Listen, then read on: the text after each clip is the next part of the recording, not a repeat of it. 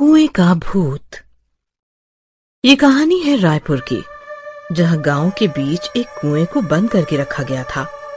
गांव वालों का मानना था कि इस कुएं में भूत रहता है, एक औरत का भूत, और हर अमावस को वो किसी न किसी गांव वाले की जान ले लेती है। अब तक इस कुएं के भूत के कई शिकार हुए हैं। कहा जाता है कि अमावस की रात को जैसे ही 12 बजते हैं, गांव का कोई न कोई इंसान अपनी नींद से उठता है और सीधे कुएं की ओर चल कर आता है और खुद कुएं में कूद जाता है। इसीलिए गांव वालों ने इस कुएं को लोहे की सलियों से बांध दिया है, लेकिन इसका कोई फायदा नहीं। जब अमावस होती है, जो भूत का शिकार होता है वो कुएं के भीतर ही मिलता है। आप सोच रहे होंगे कि ऐसा क्यों? तो ये भूत थी शशिकला। शशिकला बहुत ही खूबसूरत थी। शशिकला विनोद की पत्नी बनकर गांव आई थी। मैं जल्दी वापस लौटूंगा और तुम्हें भी अपने साथ शहर ले जाऊंगा।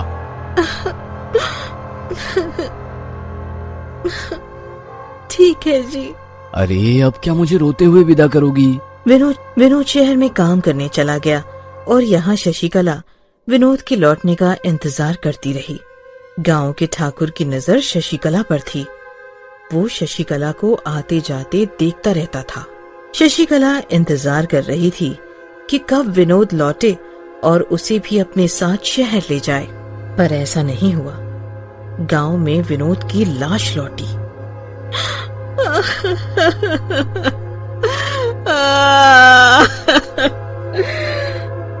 शशिकला के जीने का सहारा ही छूट गया था। कुछ दिनों बाद उसने अपने आप को संवारा और अपना पेट पालने के लिए उसने नौकरी ढूंढनी शुरू कर दी। मैं तन्ने नौकरी दे सकूं, आखिर तू हमारे गांव की विधवा है। और ठाकुर ने शशिकला को अपने गोदाम में नौकरी दे दी। अब से ठाकुर हमेशा शशिकला को निहारते रहता। शशिकला को ये पसंद नहीं था, लेकिन उसके पास कोई पर्याय भी तो नहीं था। एक दिन की बात है, ठाकुर ने उसे रोक दिया। अरे यो शशिकला, कहाँ ये मजदूरों की तरह मजदूरी कर रही है? मेरी हो जा, तुझे रानी की तरह बना कर रखूंगा। अपनी बीवी को रानी बना, मुझे नहीं। जुबान भी एकदम कैंची की तरह चलती है। ठाकुर, मैं तेरे यहाँ काम करती हूँ, मुझे मेरी मजदूरी दे। बाकी मुझ पे नजर गड़ाए मत रख, वरना तेरा हाल बुरा होगा। अरे इसलिए तो तू मन को भा गई है शशिकला। तेरी तीखी जुबान और ये कटीला बदन, आय हाय हाय हाय। ठाकुर अक्सर शशिकला को अकेला पाकर उसके नजदीक जाने की कोशिश करता था, लेकिन हर बार शशिकला उसे धुतकार देती थी। एक रात की बात है, शशिकला अपने घर में अकेली थी। वो अपने घर का दरवाजा बंद ही करने जा रही थी कि वहाँ ठाकुर आ गया।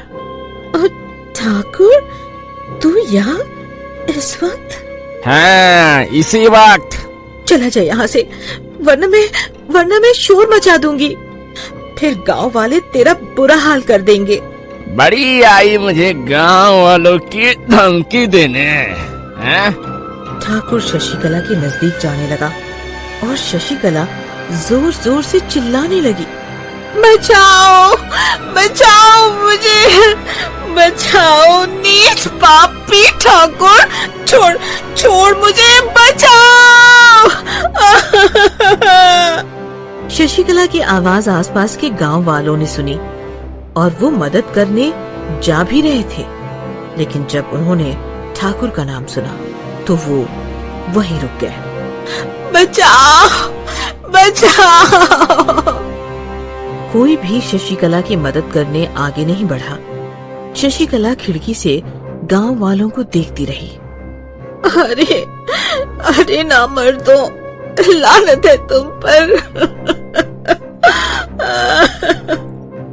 और शशिकला ने ठाकुर को कोनी मारी और घर से भाग निकली। शशिकला गांव भर भागती रही। भिखू भाई मेरी मदद करो, तुम तो मुझे अपनी बहन मानते हो ना?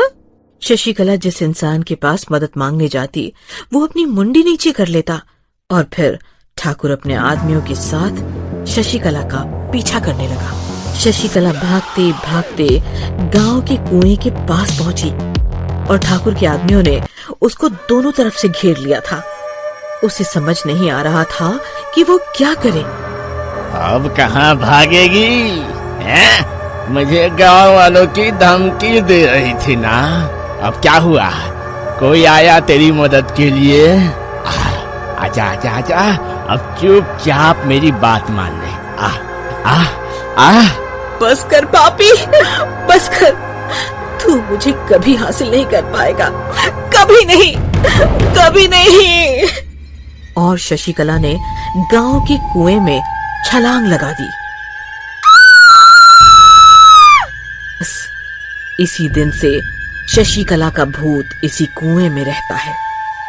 उस दिन के कुछ ही दिनों बाद अमावस की रात को ठाकुर अपने बिस्तर से उठा और उसने कुएं में छलांग लगा दी।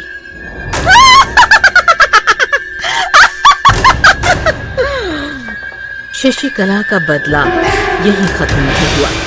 अगली अमावस को ठाकुर के दोनों आदमियों ने कुएं में छलांग लगा दी। गांव वालों ने मंत्र तंत्र से भी शशिकला की आत्मा को मुक्ति दिलवाने की कोशिश की, लेकिन उसका बदला कहाँ खत्म हुआ था। इस गांव के हर इंसान को मार दूंगी, तभी मेरी आत्मा को शांति मिलेगी।